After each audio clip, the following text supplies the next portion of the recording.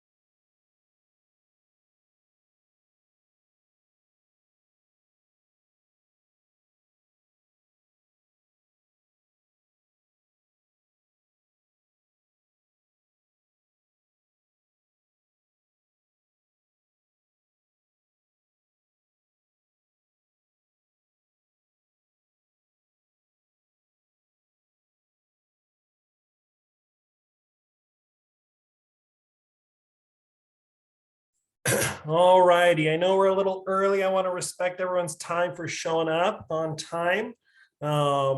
Just to start off, I guess a quick introduction. My name is Landon Aldana. I'm one of the legal advocates at the Domestic Abuse Project, who will be helping facilitate this with Akim. And if you want to introduce yourself, Akim, as well, we'll go ahead and get started with the presentation. For sure. Yeah, my name's Akim Natugero.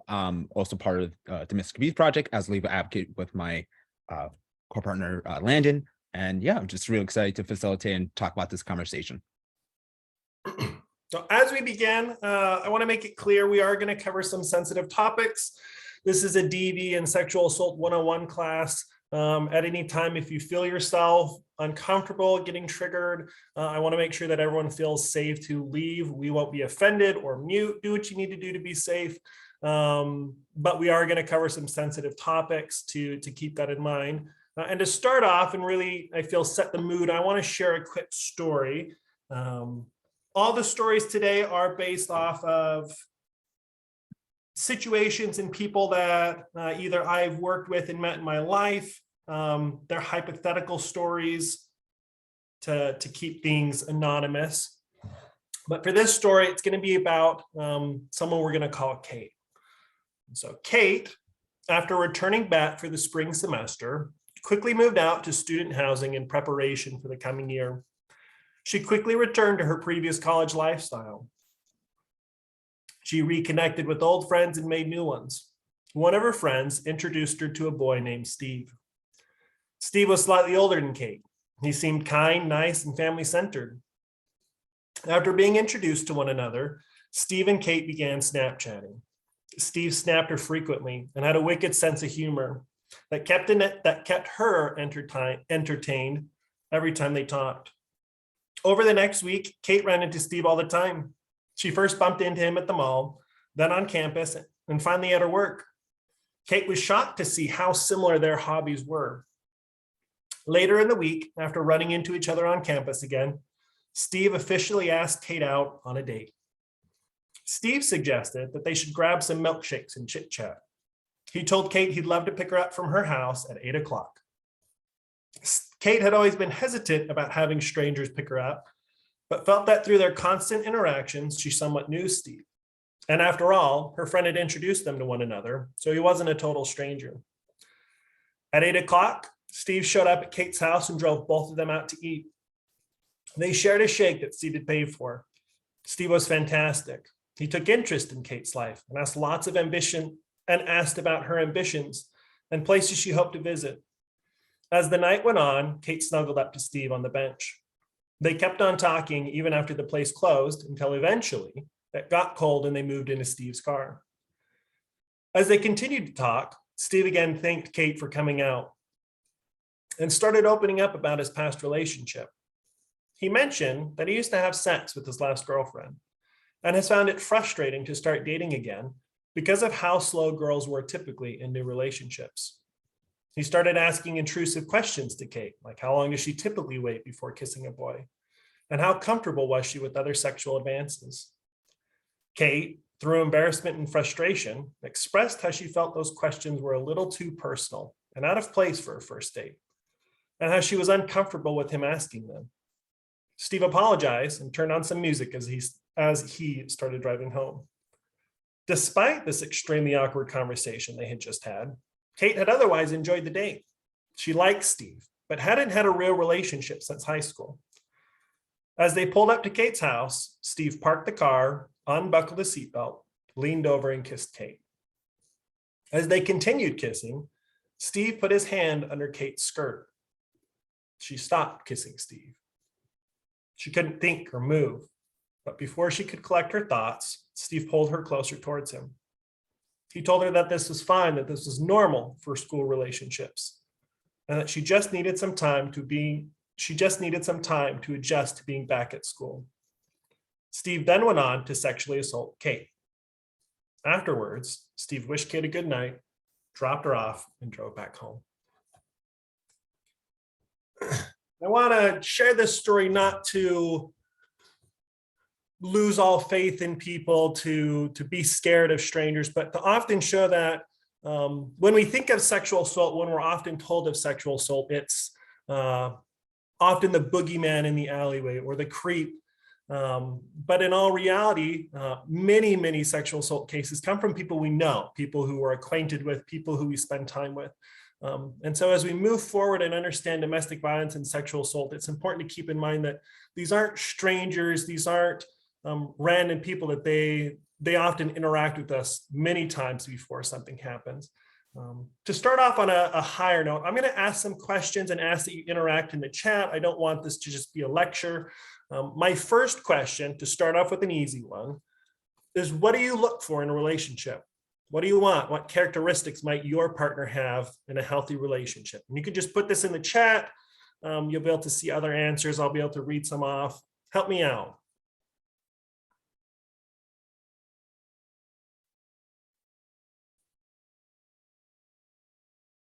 Respect, reverence, kindness.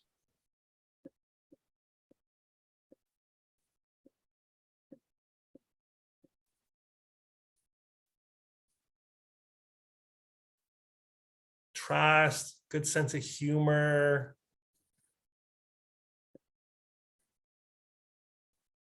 Maybe another question, an easier one. What do you not want in a relationship? What do we want to avoid? What are some red flags?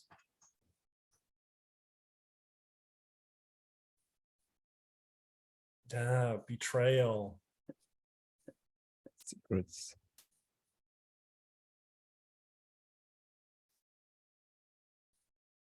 Love this. Manipulation, blame, coercion.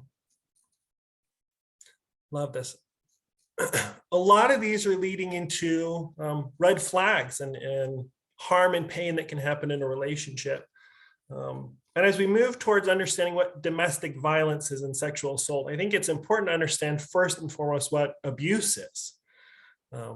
We define abuse in kind of three ways.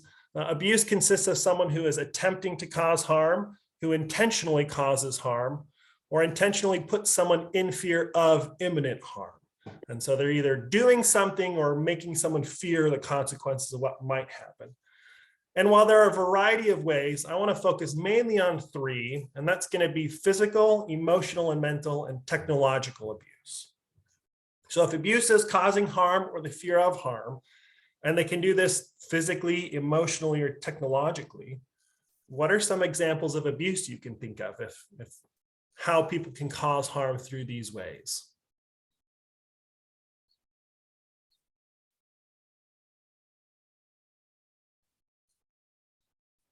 Gaslighting, yeah, that's more of an emotional and mental abuse, causing harm through someone's character and what they believe.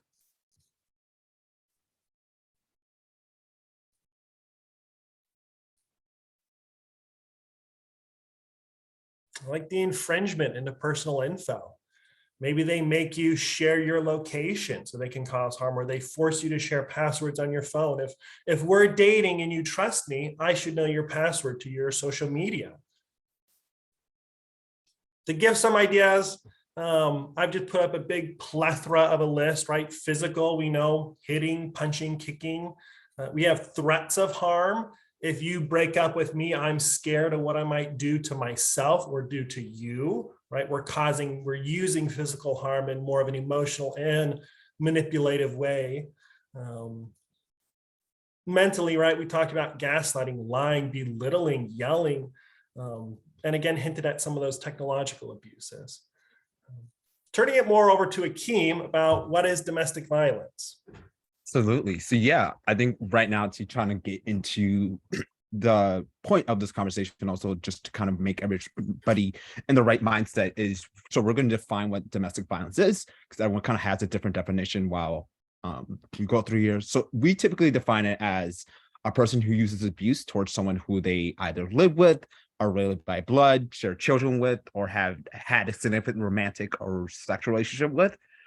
Typically, when we're talking about domestic violence, we see that in a lot of different capacities, either through physical, like Landon talked about, emotional, technology-wise. I think typically when we talk about domestic violence, we either see it as like, we usually have like stereotypes in the head, either based off media, which we'll talk about later on, but it's typically usually defined by people who we're currently living with and who we're currently seeing, usually defined by blood, but it could also be like significant partners and stuff like that. But domestic violence also does include sexual violence as well. So if we go into the next slide, we talk about sexual violence, which is any act that's sexual in nature, whether verbal or physical, that breaks a person's trust, violates their safety, impedes on their sexual autonomy. Violence usually includes, there's elements to sexual harassment, sexual assault, rape, and we'll go through each of those definitions, but sexual violence is a very umbrella term that we usually talk about in a lot of discussions. It can either look like touching, it could be verbal, it could be something that is very much just like not into what you are consenting to. So essentially, like it's stated, it's any sexual act in nature which is not there to break a person's trust and break a person's boundaries and making sure they're unsafe. And that's the biggest kind of theme that we're going to be saying here, is just making people feel unsafe. So kind of to define sexual harassment, usually includes unwelcome sexual advances, requests for sexual favors, any other verbal or physical harassment of sexual nature in a workplace or learning environment. I think a lot of us have what we consider different like interpretations of sexual harassment, but I think the biggest including terms is just like unwelcome advances, unwelcome touches, unwelcome. It could be jokes. It could be pretty much anything that looks like that you are not welcome to or feel uncomfortable with. And I think a lot of times when we talk about sexual harassment, we tend to have this idea of it not being as serious. I think when we talk about sexual harassment, we're like, oh no, it's normal, like locker talk.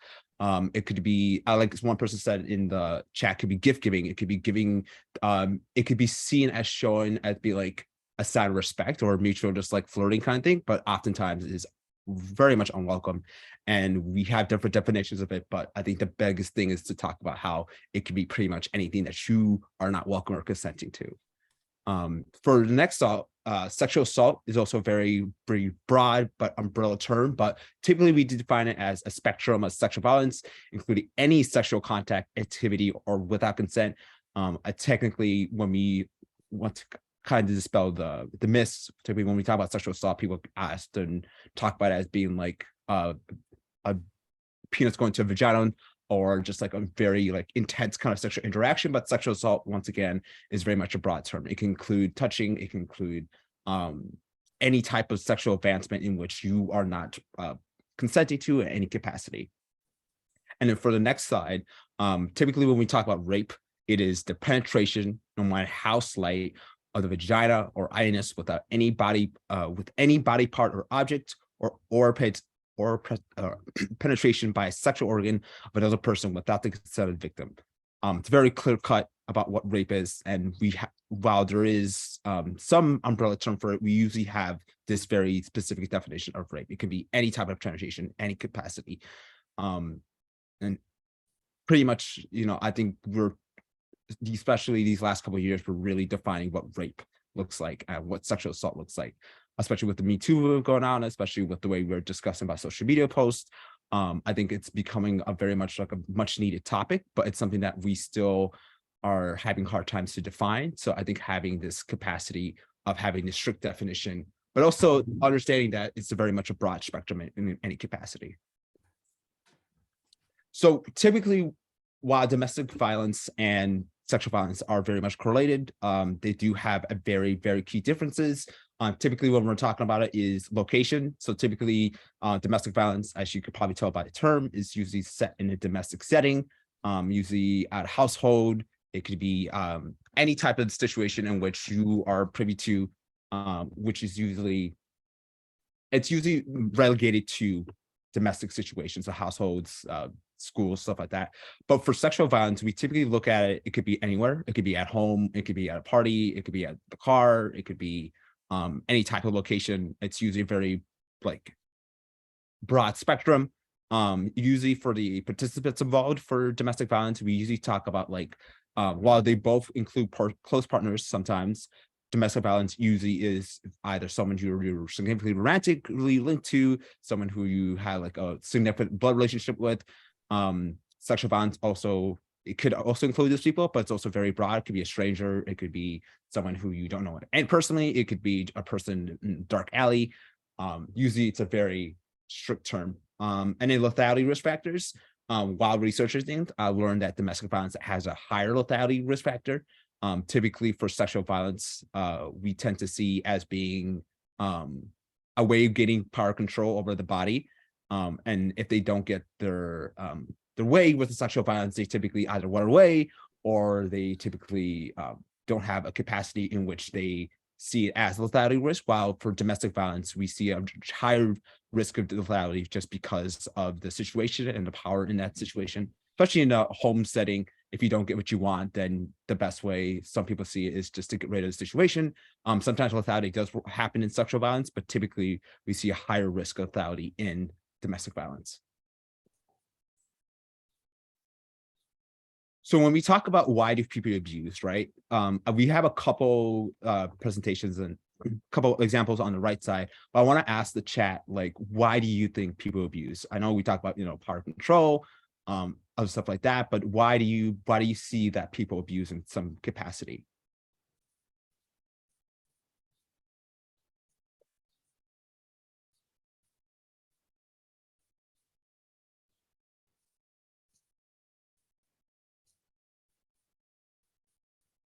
For sure.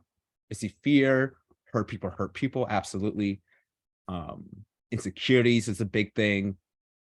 It's a huge thing. A lot of times, yeah, it usually comes from insecurity of themselves, of others, of how people see them, especially with gender roles. Difficult emotions. Absolutely. Yeah, a big capacity is they were also abused by themselves. Past traumas is a big thing. Learned behaviors, absolutely. A lot of people who come from abusive households or abusive backgrounds tend to either abuse. But yeah, once again, abuse is usually based off power control. It's based off control of people's actions, people's thoughts, and people's feelings. It's you gaining some sense of superiority over the person. So typically when we talk about people's abuse, we typically not just to see them as this I try to see them as more of like a three-dimensional person, not this like giant monster in like in the background, stuff like that, because I feel like it's very redundant. So we typically try to see as a way of either, you know, as people say, acting out insecurities, and I understand that people abuse because of a lot more factors and stuff like that. And so the best way to help people who are being abused is understanding where the root cause kind of comes from. And to share another story, I want to talk about a couple we're going to name as Jason and Michael. Jason and Michael met through school. We're going to say that Jason in this story is going to be our outgoing, really bubbly personality. Jason's on the basketball team, lots of different friends. And he met Michael through, we'll say, a local club at the school. And Jason's not super familiar. This is going to be one of his newer relationships. Michael is a lot more introverted. He's kind of quiet. He does his own thing. But him and Jason really hit it off. And so as him and Jason start to date, Jason used to go out and play a lot of basketball, right? He's got the team. He goes out with Saturday practice. And Michael would propose different ideas for Jason instead of going to play basketball. He felt like he was always playing basketball. So when Jason would say, hey, I got to go, Michael might say, hey, you're always going out to play. I really miss you. I really want to see you. Why don't we go on a walk instead? Why don't we go to the mall? And as he starts to propose different ideas, sometimes Michael takes them, sometimes he doesn't. But as this relationship gets a little more controlling, as Michael starts to use abuse in this relationship, when Jason does go out and play, Michael constantly texts him on his phone. Hey, when are you coming home? I need you. I miss you. When are you going to be back? And so Jason starts to feel this pressure to not go out with his friends anymore. He starts to choose to stay with Michael more often. And in this way, Michael has used technological abuse to control Michael's feelings and action, or sorry, Jason's feelings and actions. And then as he stays more with Michael, Michael might bring up how he doesn't like Jason's family. Jason, your family's not really supportive of this relationship. I wish we didn't see them as much. They're not really nice to me. I wish we weren't going over there all the time. And in this way, again, Michael has used more of an emotional and mental manipulation, maybe unintentionally, but it is used to control Jason's actions, to say, hey, I don't want to see those people. Let's not go there. Other examples, maybe Jason, or I should say Michael, might physically not abuse, but control Jason's actions. Jason might be with his friends. If he wants to use physical control, he might go over and actually grab Jason and say, hey, let's go over here. I don't want to be with your friends. Now he's physically controlling his actions. And in this way, they can really dive into these big, deep pits of, there's no one way where people are in these relationships. They start off slowly and they start off in love. And as situations escalate into these domestic violence situations, they slowly become more isolated and slowly cut off more social spheres until they really are dependent on one another, which makes them so hard to spot and see in the moment. But looking back, we might question ourselves, like, how do we get in that situation, or what happened to get to this point? Before changing gears, do we have questions? I know we covered a lot. Any quick questions before we switch gears?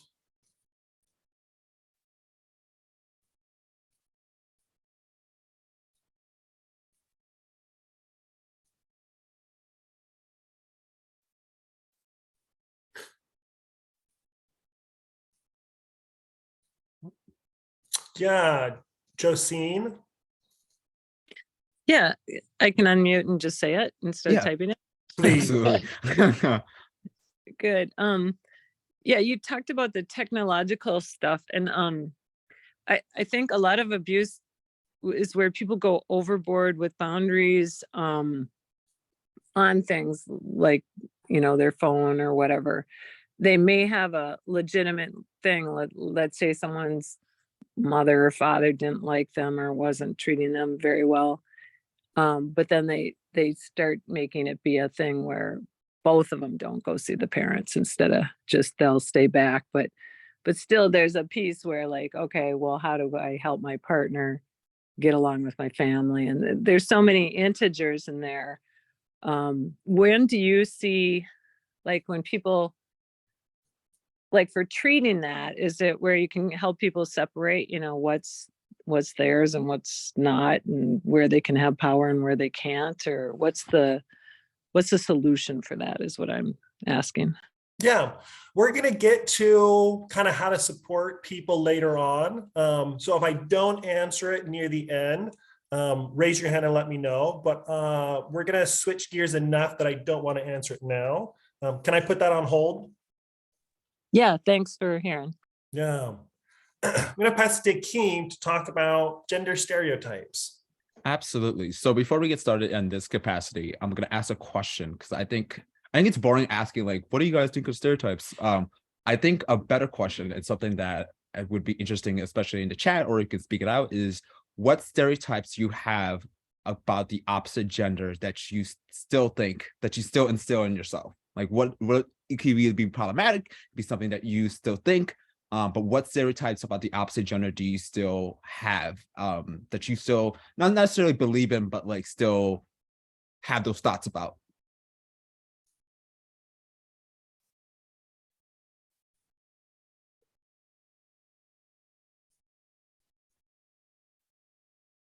And you could be honest. And maybe another a clearer question is like, what does it mean to be manly or to be a woman in today's society? What does that look like? For sure. Absolutely. Yeah. Men can be dangerous. Women are meant to please men. Absolutely. And being brave.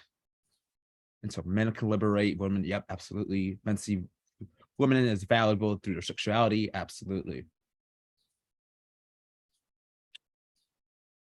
For sure. These are really good answers. Yeah. So when we talk about absolutely. So when we're talking about gender stereotypes, especially when we talk about either male or female identifying stereotypes, we typically see the general big assumptions for men. Either they're caring, brave, masculine, strong, independent, very science function, unemotional, kind of a fixer type. Most of the times and then for female traits, either weak, dependent, very much on the visual arts, emotional, or a lot more cleaner, talk about stuff like that. And once again, these assumptions are not necessarily untrue for some people. These might be true for other people, but I think oftentimes they're shaping the way we talk about each other, and especially with gender stereotypes, and especially with the way we discuss about gender. And especially when we consider where these stereotypes are coming from or who's causing these stereotypes, we often see there's a pattern. And one of those biggest patterns that I often see is how media is often a very big contributor to the way we shape the conversations, especially around domestic violence and sexual violence, especially with big stereotypes. So I kind of use these three examples as a big way of describing how the media shapes the way we talk about domestic violence and sexual violence. I think everyone here, especially in the last couple of years, last couple of months, that saw how big the Johnny Depp and Amber Heard trial was, and the way people were describing each other, and the way we described the domestic abuse. Media very much was talking about like domesticated abuse. Mutual abuse was a big thing that came about. We talked about the way that men could also be abusers, but also could be abused, and we talked about the way that are often seen. And one of the biggest things that I saw, especially the way we shaped this conversation, was the way that we see these things as being a huge spectacle, right? You saw videos about it, you saw TikToks about it, especially with the Johnny Depp case. I think it was pretty much everywhere. And that especially shapes the conversation when we talk about how serious these conversations can be. Kind of to go back to the other slide, one of the other big conversations is I was too young to see this, but I saw a documentary about the Lorraine Bobbitt situation, where essentially this woman was she cut off her partner's genitalia, and she was considered as being this very irrational, very crazy kind of person, right? And people were saying is, oh, why would you do that? And the male in the situation went on multiple talk shows, was often seen as this like this abuse person, but as the way that she was seen as in the media was as being as this crazy maniacal person. But as we learn more about the story, we understand that there is a huge background of abuse that this man was going through, and sexual violence and cheating and all this stuff. So that didn't happen until a lot of years later, until the way you described about domestic abuse. But during those last couple of years, the media was very much centered on crazy woman did this thing in retaliation. Same thing for when we talk about Terry Crews situation. He talked about his time being sexually assaulted. A lot of people were talking about, oh, you know, you're a very big, strong man. You can't really necessarily be assaulted. And that really kind of impacted the way men talked about their abuse, and especially the way the media was consuming it in terms of making it into like a spectacle. And then for the next slide, when we talk about media, I think we also talked about like stereotypes in terms of like what we also see in like movies and TV shows. Oftentimes when we're talking about domestic violence, it's often seen as this very scary, angry, tough man grabbing or like touching women and kind of throwing them in the way in that capacity. So a lot of people see that as, that's why we typically see, when we talk about domestic violence, we typically see it as being physical. We don't talk about the mental capacities or technology that we're still seeing today, because media has shaped it into a way that is seen as being, you know, the drunk husband coming home at night beating their kids or something like that. But also when we talk about like with male identified people, it's often seen as being a joke, especially like with sexual violence. It's often seen as being a thing, as being like spectacle, once again, also being as a joke, as being as something that is not necessarily taken care of lightly. I think the two big examples, especially the movie Horrible Bosses, the big joke is that one of the coworkers is being sexually assaulted by his boss, and it's seen as a joke to a point where like it's even joking about it at the end. And while it is funny in the context, you kind of aren't just seeing it as being a bigger problem in general, in which we do talk about real sexual stuff happens outside the media and stuff like that. It's the way the media shapes the way we consume this media and we consume all this knowledge. So when we talk about media and the way we consume it and stuff, we are also having to discuss about how gender stereotypes can lead to abuse. Yeah, and so another story I want to share, we're going to take another couple, we'll say Marissa and Kyle. Kyle comes from a more non-traditional family. We'll say both his parents work. They work in mediation and in conflict management, we'll say, just to name something. He's looking for someone who wants to be more of a kind of working family, wants to wait to have kids. And we'll say Marissa, in this case, comes from a very traditional family. She has very traditional values. She wants to be a stay-at-home mom. She wants to have kids, be the stay-at-home mom. So Marissa and Kyle, they meet up. We'll say they matched on a dating app, so we know it's a legit couple. They've met up on their dating app. They go out on their first date, and like all cringy first dates, they go to a coffee shop or a movie theater. And while they're there, they enjoy their date. While they're headed out, these group of guys starts to harass Marissa a little bit.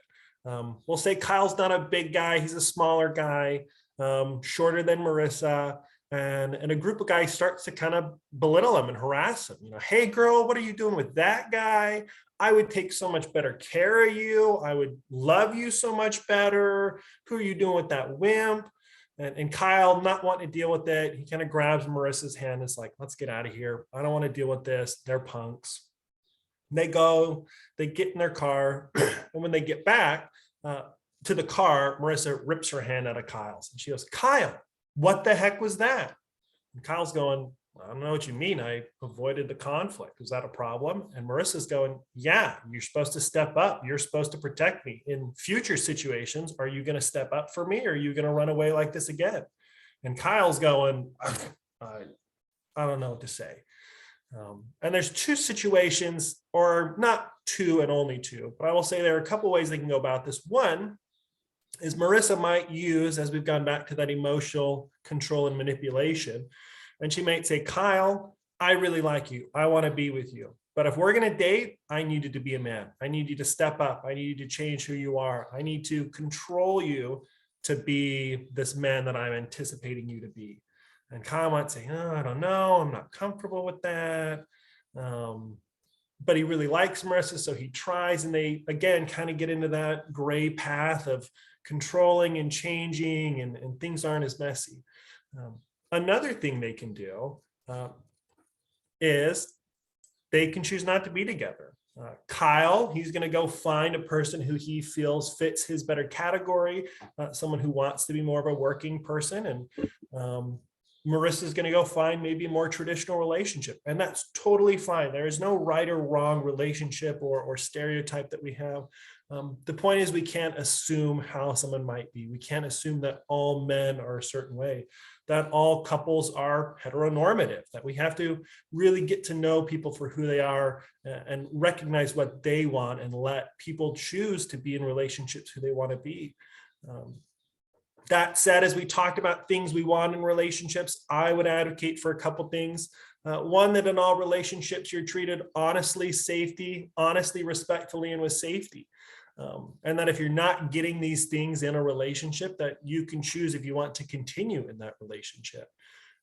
When it comes to domestic violence, right, I think with family situations and dynamics, sometimes it's really hard to choose. Do I want to leave my family? Do I want to report someone in my family for doing these things? Ultimately, I hope that people feel empowered to make that choice. We can't choose the consequences and the fallout of what might happen. But that I hope that all people feel they have the ability to make this choice. And that's the hope, that we can choose the relationships we want to be in. Another thing all of us have is consent. Consent, specifically affirmative consent, means that only yes can imply yes, that the absence of a no cannot mean yes. Well, they didn't say no, so it was okay. With affirmative consent, only yes can mean yes. Consent allows us to set our boundaries, set what we're comfortable with, what we're okay doing. I might be okay hugging, but not kissing, or kissing, but not going further. And giving consent allows us to set those boundaries. And it's required for all genders. It's not just a man or a woman or someone in between, but everyone has consent at all the time. To better understand it, I have a quick fun video going over consent that I hope y'all enjoy. Still struggling with consent, just imagine instead of initiating sex, you're making them a cup of tea. You say, hey, would you like a cup of tea? They go, oh my God, I would love a cup of tea. Thank you. Then you know they want a cup of tea. If you say, hey, would you like a cup of tea? They're like, I'm not really sure. Then you could make them a cup of tea or not, but be aware they might not drink it. And if they don't drink it, then, and this is the important part, don't make them drink it. Just because you made it doesn't mean you are entitled to watch them drink it.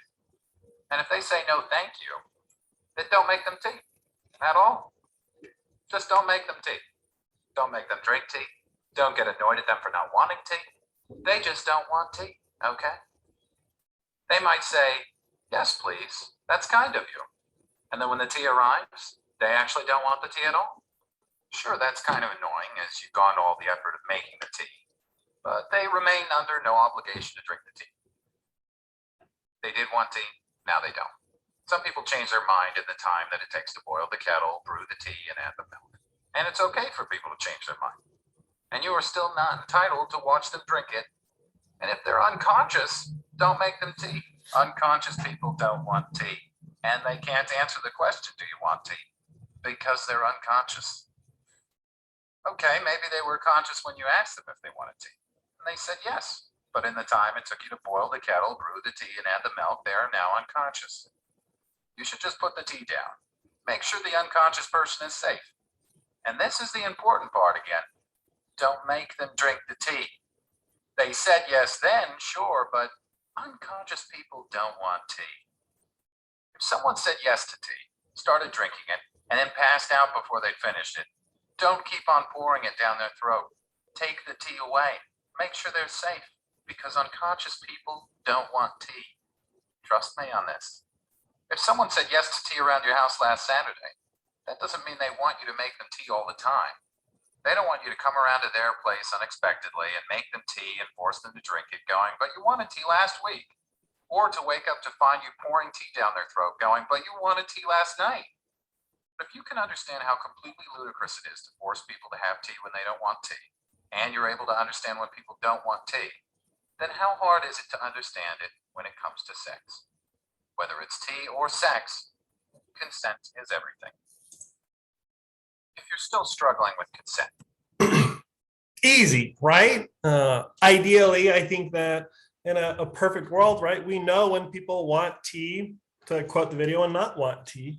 And yet we still struggle with this. There's still issues. One argument is people just don't know, right? I wasn't sure if they wanted it or not. And just to briefly entertain the idea a little bit, give me some ideas of a nonverbal consensual yes. To someone say yes nonverbally, what does that look like? What might their body language look like? What might their actions show that they are okay with what's going on?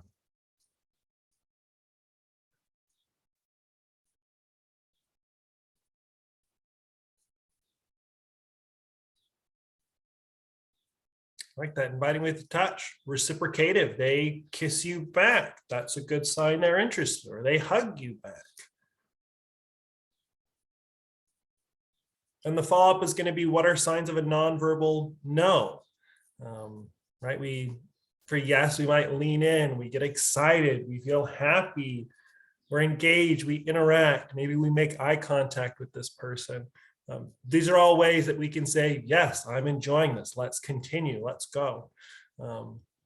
With no, we might close off, turn away, become sad, cry, push back. These are all ways that we can physically say, no, I don't enjoy this. I'm not interested. Stop.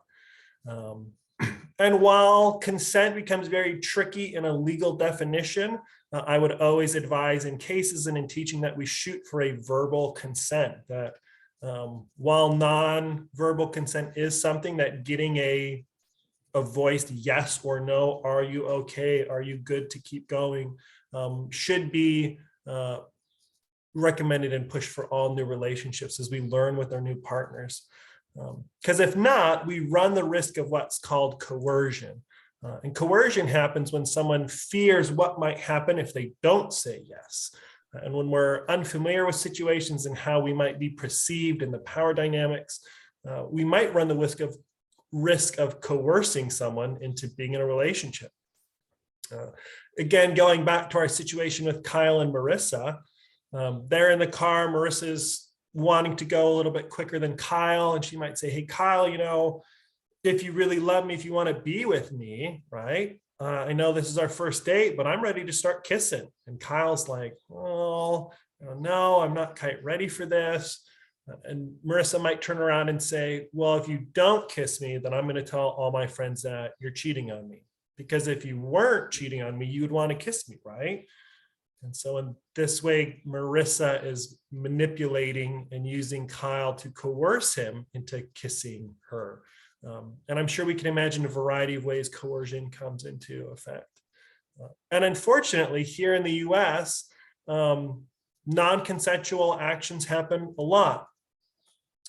We know on average that 1 in 4 women, 1 in 4 members of our LGBTQ community, and 1 in 6 men experience sexual violence of some sort. This is either harassment, assault, or rape. And we know on average about 1 in 6 women experience an attempted rape or completed rape. And of all these cases, we know that 54% happen between ages 18 and 34. And 90% of all adult rape cases are women or female identified individuals. It is predominantly women who are affected by this, often perpetrated by, again, people they know, people who are close to them, acquaintances. This is a huge, terrifying number. I hope I've conveyed that. And so what do we do? What do we do with people we know who we see in these terrible situations? How do we help them? The first and foremost thing we can do is don't gossip. If someone were to come up and tell you and open up about a situation that's happening to them, keep that private, keep that between you, build that trust. I think it's really easy to spread gossip about what terrible date happened or what someone might have done.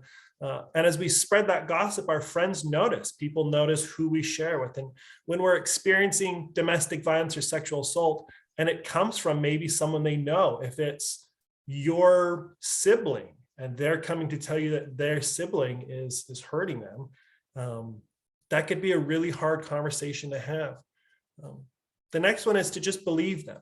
This doesn't mean we have to ask what happened and where were you and what were you doing. It's not our job to figure out if what they were doing was right or wrong. Just believe people who come forward and say, hey, this happened to me and I don't know what to do and how to feel about it. We can give comfort. We can say, I'm so sorry that happened to you. That didn't deserve to happen to you. That this was not right. And then if they choose to move forward in the legal system and get involved, let them decide what was right and what was wrong. But your job in supporting friends is to just believe them in their situation. And to go back to our earlier question, what do we do when we might see people in these situations?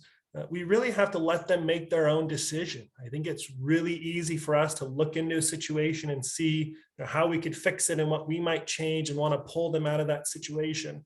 But as we talked about with Jason and Michael, a lot of these situations are very interwoven, and to the extent that this person is in the relationship, they become very truly dependent on this person. They've lost their friends. They've often lost family and community connections to where they don't have a lot of support to run away. And if we just pull them out of this situation, maybe they're not ready for that emotionally and physically, that they might go back to that abuser. And we often see that in many cases that it takes several times for people to leave their partner who is causing abuse to them. And so what we can do is we can show love, we can be there, we can be supportive, we can encourage. We might even bring up that, hey, you're not happy, you're not who I remember you to be, you don't seem like yourself with this person. But ultimately, we have to let them make their own decision on when they decide to leave and come. Alternatively, there's also a plethora of really good professional resources. I'm not sure who all is here today. I would hope we have a group from UMN. We have a local Title IX and sexual assault center on campus here in Hennepin County called the Aurora Center. They can help not only help navigate the legal system, but help navigate students through classes, write notes of confidentiality to professor. Maybe an assault happened during finals week and someone's not in the right mental space to be taking finals. They can have some extra time to sit down and work through with a professor. Also in Hennepin County, we have the Sexual Violence Center, and in Ramsey County, we have the Sexual Offense Services, or SOS. They help with all things related to sexual assault and have a variety of different services that I can't speak to myself. We also have domestic violence centers here in Hennepin County ourselves at the Domestic Abuse Project. We work with both individuals who use abuse and those who have been victim survivors of abuse to really work through and transform our lives to be better and to heal from different services. If they're uncomfortable with local resources, there are a few other national numbers that I've posted online. But ultimately, as we finish up, I would hope that people leave and remember that domestic abuse and sexual violence can happen to anyone, and that it's regardless of race and gender, but that predominantly it happens to young adults, and it happens from people we know. And as we go about, as we meet new people, as we create new friendships, to look for opportunities to care and to support and to love all your friends, and that ultimately our relationships are a choice. And to help empower people to make choices to be who we want to be with and be friends with those we choose to. With that, do we have any questions? That is the completion of our presentation. I wanted to leave some extra time for questions we might have had before we wrap up.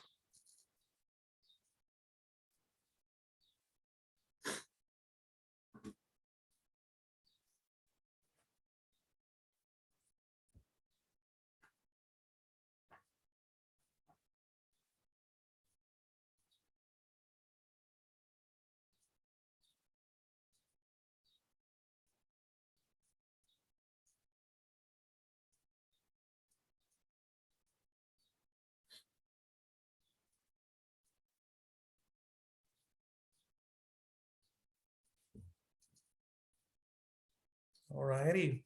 Cool.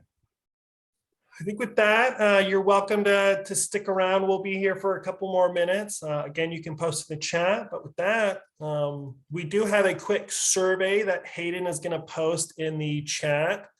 If you would take a moment and fill out this form, I'll post it again for you. That would really help us put on events like this in the future, and we would really appreciate any feedback that y'all have to offer. So For sure. Yeah, thank you guys for coming again.